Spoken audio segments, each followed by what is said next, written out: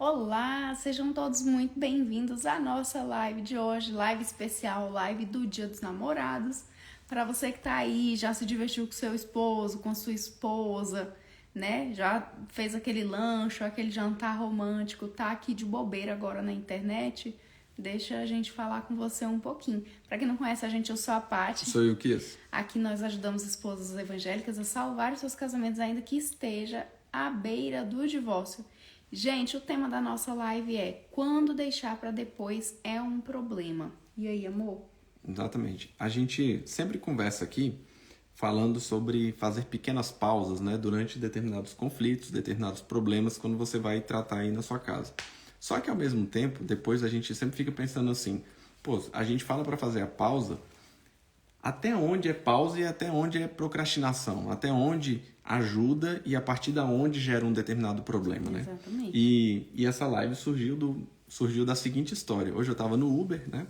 E o rapaz virou e falou assim, olha, toda vez que a gente deixa um problema para resolver, um problema no lugar de você resolver naquele momento, você deixa para depois, normalmente aquele problema fica pior.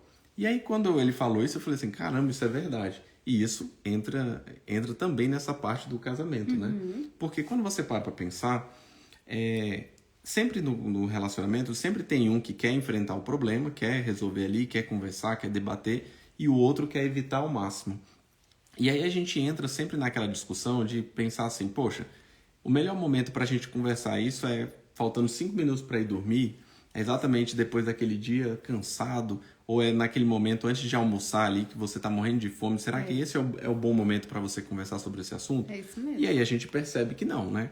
Só que ao mesmo tempo, deixar esse negócio para depois pode simplesmente mostrar uma característica nossa, que é aquela característica de evitar ao máximo qualquer tipo de conflito, qualquer tipo de enfrentamento, qualquer tipo de divergência, por assim dizer. Só um parênteses. Feliz Dia dos Namorados, Robinho!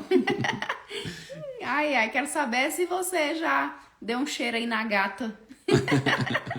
Então, assim, quando a gente para pensar um pouco, muitas vezes a gente se esconde atrás da procrastinação, dessa vontade de não enfrentar aquele problema, sempre pensando assim, não, depois a gente lida, depois eu faço, né? Aquela famosa academia que começa só segunda-feira, né?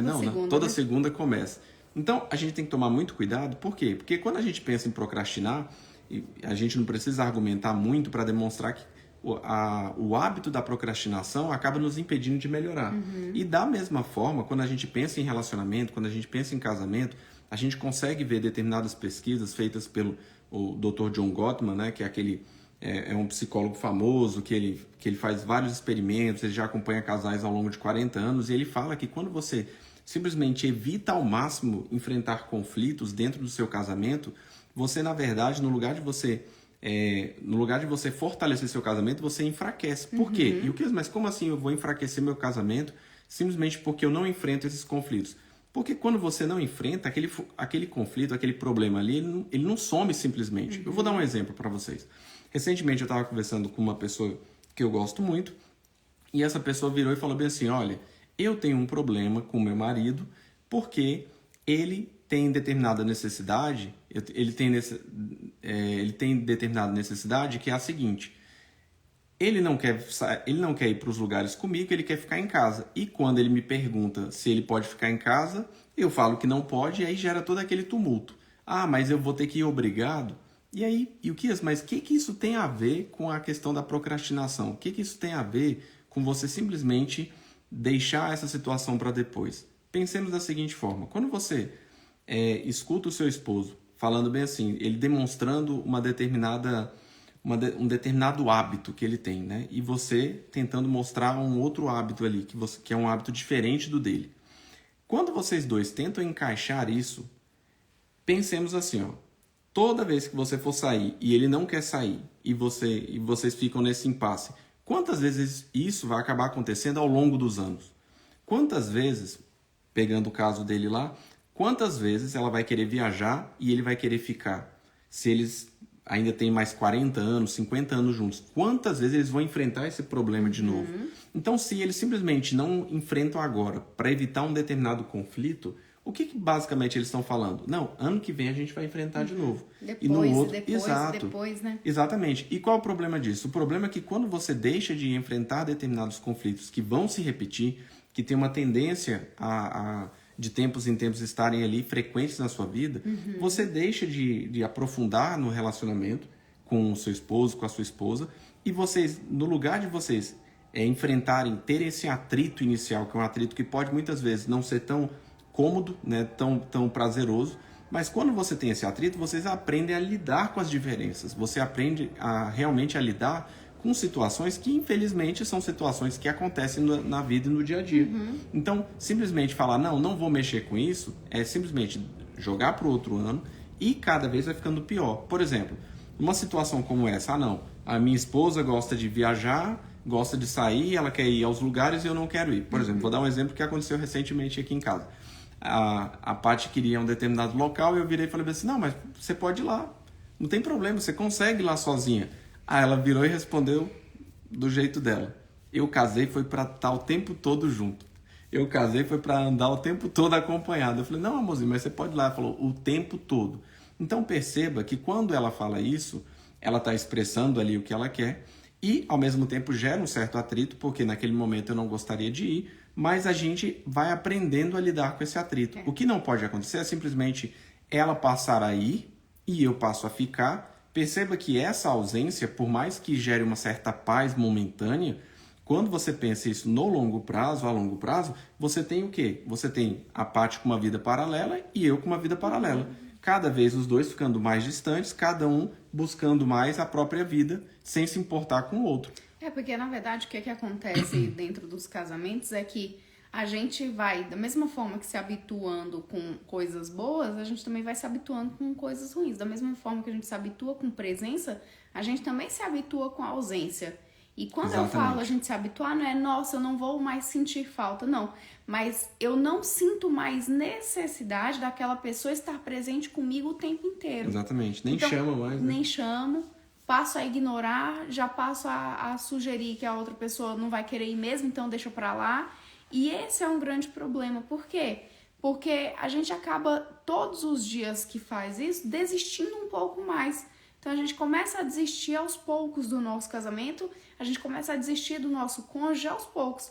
Quando a gente só deixa ir e nunca dá um start para fazer o contrário, para surpreender ou para trazer para o outro mais para perto ou para estar mais próximo do outro, a gente está falando que não, pode ir. Aos poucos a gente vai deixando ir e a gente vai se acostumando com a ausência da pessoa na nossa vida em momentos específicos. E esse é um grande alerta que a gente tem que fazer. É um ponto assim que a gente tem que estar muito atento. Por quê? Porque o deixar ir torna o outro ausente da nossa vida, como o Will falou, vai tornando a vida de ambos os cônjuges vidas paralelas. Daqui a pouco você não sente mais falta. Daqui a pouco você não reconhece mais aquela pessoa como seu esposo, como sua esposa. Vocês passam a ser apenas conhecidos e mal conhecidos porque vocês pararam de dividir realmente a vida a dois. Exatamente. E é interessante disso que você falou, é que, primeiro, não enfrentar problemas, não enfrentar determinados conflitos, simplesmente fugir desses conflitos, acaba simplesmente não permitindo que a gente amadureça dentro do relacionamento. Sim. E aí o segundo ponto, que também encaixa no que você falou, que é uma teoria que tem na psicologia, que é uma teoria chamada teoria da escalada do comprometimento, que é exatamente isso que você falou. Ou seja, você tem um certo comprometimento ali, que é aquele problema que nos afastou. No lugar de você romper e resolver logo ali, o que vai acontecendo? Você permite. Exato, mais. Você vai alimentando. Então, no exemplo que eu citei aqui, que é o exemplo lá da minha colega, ou seja, como ela quer a companhia dele o tempo todo e ele quer ficar em casa, aí fica ali, tendo aquele conflito, chega um determinado momento e fala, não, você vai e eu fico. Daqui um pouquinho, ela continua chamando, só que chama com menos intensidade. Daqui um pouco nem chama mais. E daqui um pouquinho, ainda que ele queira ir, não é mais relevante para a companhia. E da mesma forma, ou seja, tudo começou por quê? Porque ao tentar evitar esse conflito agora, ao tentar evitar o enfrentamento agora, eu deixo para depois. E aí eu deixando para depois, simplesmente aqui não é aquela tática da pausa, né, do problema. Mas sim você simplesmente jogando para depois, procrastinando, gerando um comprometimento ainda maior, porque simplesmente você não lida com o problema, aquele problema só tende a aumentar, né? E aí, sempre lembrando também que aí com base nessa mesma teoria, com base nessa mesma lógica do que o rapaz havia falado, que o quanto antes a gente lida com determinados problemas, mais fácil fica de lidar, ainda que seja um tratamento doloroso, por assim dizer. Yukias, dê um exemplo mais simples. Pensemos da seguinte forma. A partir do momento que a gente descobre que a gente tem uma pequena diferença entre uma perna e outra, o quanto antes você for resolver isso, menor vai ser o desgaste da sua coluna, por assim dizer. É menor. Menor, exatamente, menor é o dano. Da mesma forma, no nosso casamento, se eu levo muito tempo para falar para a Paty que todas as vezes que ela aperta a pasta, o creme dental no meio, me incomoda, perceba que vai ser muito mais difícil daqui a um tempo eu falar isso sem falar de forma grosseira, porque eu posso estourar com isso. Ao mesmo tempo, ela vai se sentir incomodada porque ela sempre fez isso. Então, perceba que o quanto antes a gente fala, os danos são menores e a chance de mudar também é maior, né? Exatamente. Acabou. Pensei que você ia concluir. Não, gente, hoje tem que ser curtinha porque o pessoal tem que aproveitar. Só pra não deixar vocês desamparados aqui de um assunto hoje. A live é curta. Eu quero saber quem tá aqui na live, por que é que não tá namorando o esposo ou a esposa nesse momento. É isso que eu quero entender. Por isso tem que ser curta. É porque é meio de semana? Me explica esse negócio aqui. Vocês saíram pra jantar com os respectivos? Vocês fizeram um jantar, um lanche em casa? Vocês desejaram feliz Dia dos Namorados ou falaram, amor, 21 anos que a gente comemora juntos essa data. Vocês fizeram isso? Porque aqui são 21 anos, gente. São 21 anos de comemoração de Dia dos Namorados. 20, porque 20, a gente faz 21 anos juntos no final do ano. É isso mesmo. Eu quero compreender quem é que tá aqui, por que é que não tá aí no chamego com o dengue. Então vamos dar oportunidade para eles irem para lá. Gente, um prazer contribuir com vocês, com esse conhecimento. Não deixem para depois, e esse depois ser um eterno na vida conjugal de vocês. A avó do Will falava que ela tinha um ódio do tal do provisório, por enquanto. Por enquanto, O por enquanto nunca era provisório. Vamos deixar assim por enquanto. E o por enquanto se tornava eterno. É a mesma coisa dentro do casamento. Vamos deixar assim por enquanto. O por enquanto ele tem que ter data para terminar. Isso e mesmo. O por enquanto é algo ruim, o por enquanto é um problema que não foi resolvido por enquanto, o por enquanto é alguma coisa que precisa ser melhorada. Então vamos colocar datas para a gente agir dentro da relação para tornar aquilo ali efetivo, aquela intenção que a gente está procurando ali de tornar o casamento melhor, de forma efetiva mesmo e eficaz na relação da gente, né? Quando a gente coloca data, a gente se compromete com aquela data. Quando não tem data, fica para depois, fica lá em agosto de Deus. Fica definitivo. Né? Fica definitivo, sem resolução, sem melhora, sem uma ação concreta, sem um comprometimento, sem um compromisso para poder resolver, certo? Gente, uma boa noite, um bom descanso para vocês. Robinho, a gente também te ama demais. Robinho é um amigo nosso que nos acompanha aqui, gente. Isso é amigo irmão. A gente ama muito vocês. Um grande beijo, fiquem com Deus e até amanhã, se Deus quiser. Amém. Até mais, pessoal. Feliz tchau, Dia dos Namorados, gente. Não vão dormir sem dar um cheirinho assim, ó. Falar, amor, obrigada por tantos anos que estamos juntos. Apesar das dificuldades, eu reconheço o bem que você me faz e eu consigo aprender e crescer com você mesmo através dessas dificuldades. Certo? Beijo, gente. Fiquem com Deus até amanhã. Tchau, tchau. Tchau, tchau.